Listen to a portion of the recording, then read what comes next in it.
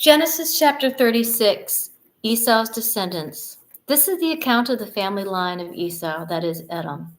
Esau took his wives from the women of Canaan, Adah, daughter of Elon the Hittite, and Oholibamah, daughter of Anah and granddaughter of Zibeon and Hivite, also Basemath, daughter of Ishmael and sister of Nebaioth. Adah bore Eliphaz to Esau, Basemath bore Reuel, and Oholibamah bore Jeush, Jalam, and Korah. These were the sons of Esau, who was born to him in Canaan. Esau took his wives and sons and daughters and all the members of his household, as well as his livestock and all his other animals and all the goods he had acquired in Canaan, and moved to a land some distance from his brother Jacob. Their possessions were too great for them to remain together. The land where they were staying could not support them both because of their livestock. So Esau, that is Edom, settled in the hill country of Seir. This is the account of the family line of Esau, the father of the Edomites, in the hill country of Seir.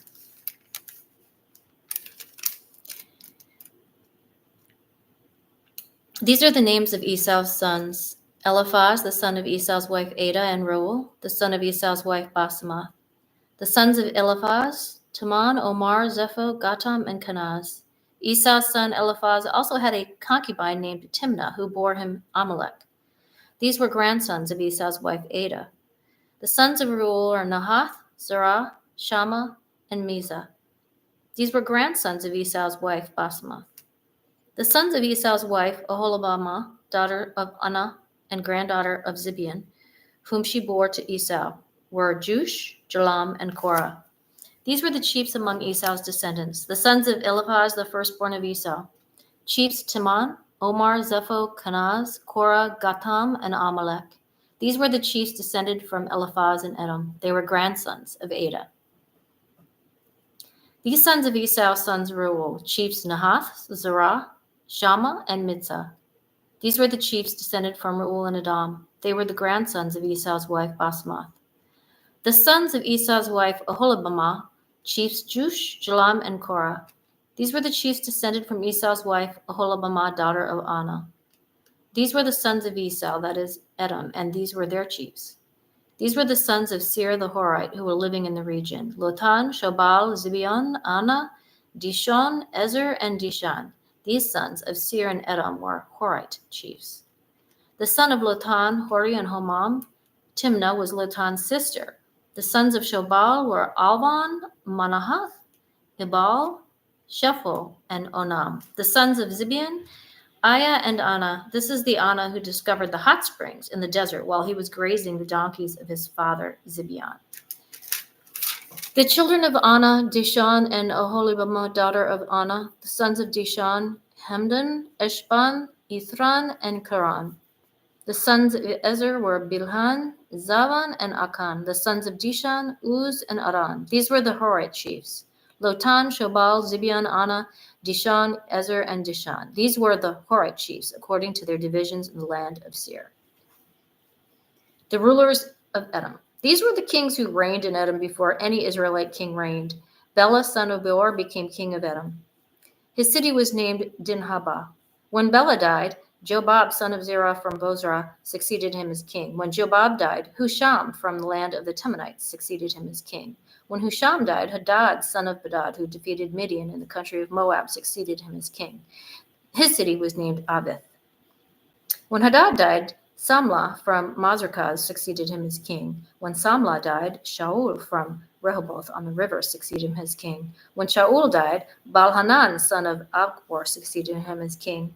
When Baal-Hanan, son of Achbor, died, Hadad succeeded him as king. His city was named Pau, and his wife's name was Mehetabel, daughter of Matred, the daughter of Mizahab.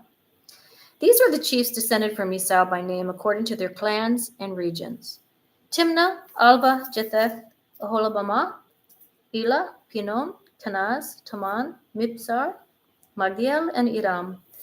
These were the chiefs of Edom according to their settlements in the land they occupied. This is the family line of Esau, the father of the Edomites. Joseph's dream, chapter 37, Genesis. Jacob lived in the land where his father had stayed, the land of Canaan. This is the account of Jacob's family line. Joseph, a young man of 17, was tending the flocks with his brothers, the son of Bilhah and the son of Zilpah, his father's wives, and he brought their father a bad report about them. Now Israel loved Joseph more than any of his other sons because he had been born to him in his old age, and he made an ornate robe for him. When his brothers saw that their father loved him more than any of them, they hated him and could not speak a kind word to him. Joseph had a dream, and when he told it to his brothers, they hated him all the more. He said to them, "Listen to this dream I had. We were binding sheaves of grain out in the field when suddenly my sheaf rose and stood upright, while your sheaves gathered around mine and bowed down to it." His brothers said to him, "Do you intend to reign over us? Will you actually rule us?" And they hated him all the more because of his dream and what he had said. Then he had another dream, and he told it to his brothers. "Listen," he said, "I had another dream, and this time the sun and moon and 11 stars were bowing down to me." When he told his father as well as his brothers, his father rebuked him and said, "What is this dream you had? Will your mother and I and your brothers actually come and bow down to the ground before you?" His brothers were jealous of him, but his father kept the matter in mind.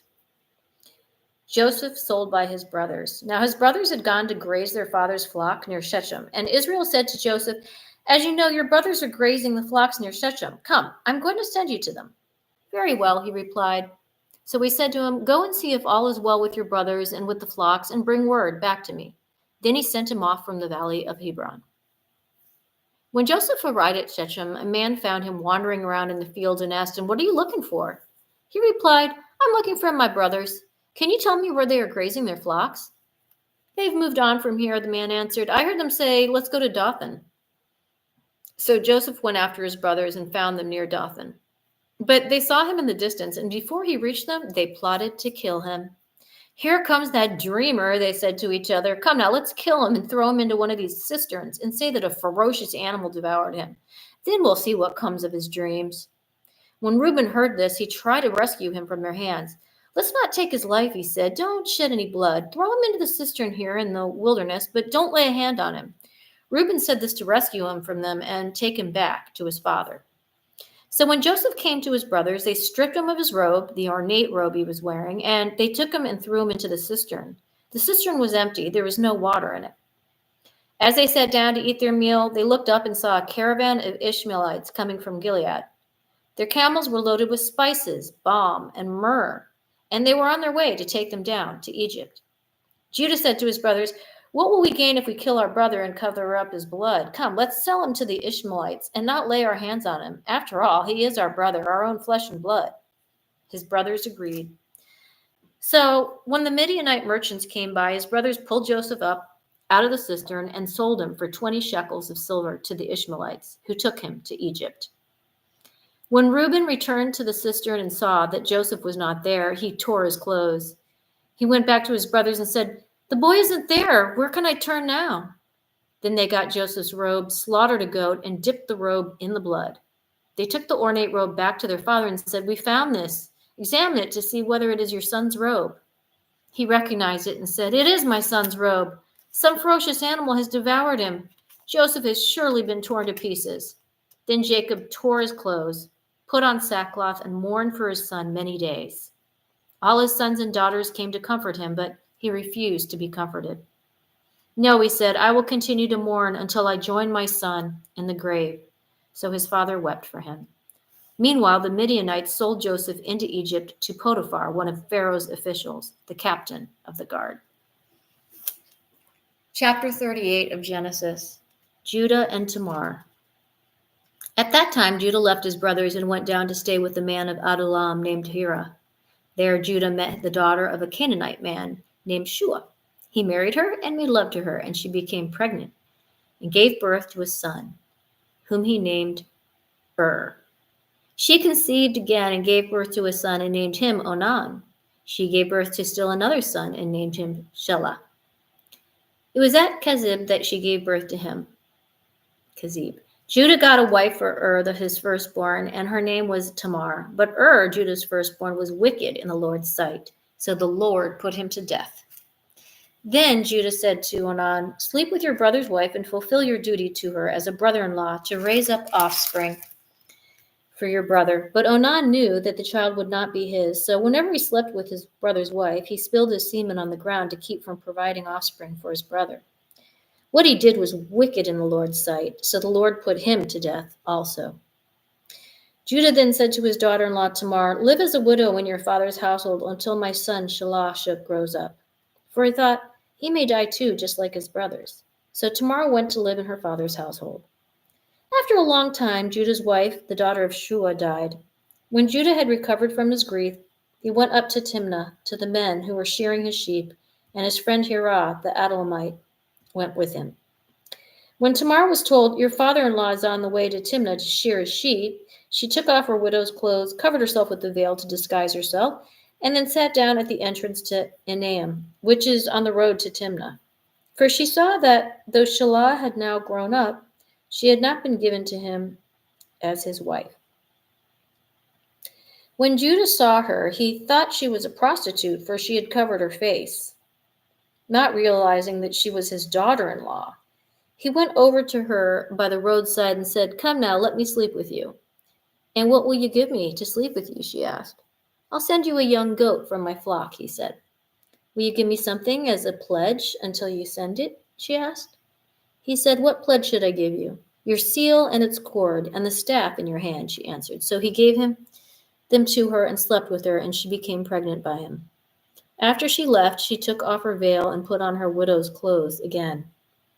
Meanwhile, Judah sent the young goat by his friend the Adullamite in order to get his pledge back from the woman, but he did not find her. He asked the men who lived there, "Where is the shrine prostitute who was beside the road at Enaim?" "There hasn't been any shrine prostitute here," they said. So he went back to Judah and said, "I didn't find her. Besides, the men who live there said there hasn't been any shrine prostitute here." Then Judah said, "Let her keep what she has, or we will become a laughingstock. After all, I did send her this young goat, but you didn't find her." About 3 months later, Judah was told, "Your daughter-in-law Tamar is guilty of prostitution, and as a result, she's now pregnant." Judah said, "Bring her out and have her burned to death." As she was being brought out, she sent a message to her father-in-law. "I am pregnant by the man who owns these," she said, and she added, "See if you recognize whose seal and cord and staff these are." Judah recognized them and said, "She is more righteous than I, since I wouldn't give her to my son Shelah." And he did not sleep with her again. When the time came for her to give birth, there were twin boys in her womb. As she was giving birth, one of them put out its hand. So the midwife took a scarlet thread and tied it on his wrist and said, "This one came out first." But when he drew back his hand, his brother came out, and she said, "So this is how you have broken out." And he was named Perez. Then his other brother, who had the scarlet thread on his wrist, came out, and he was named Zerah.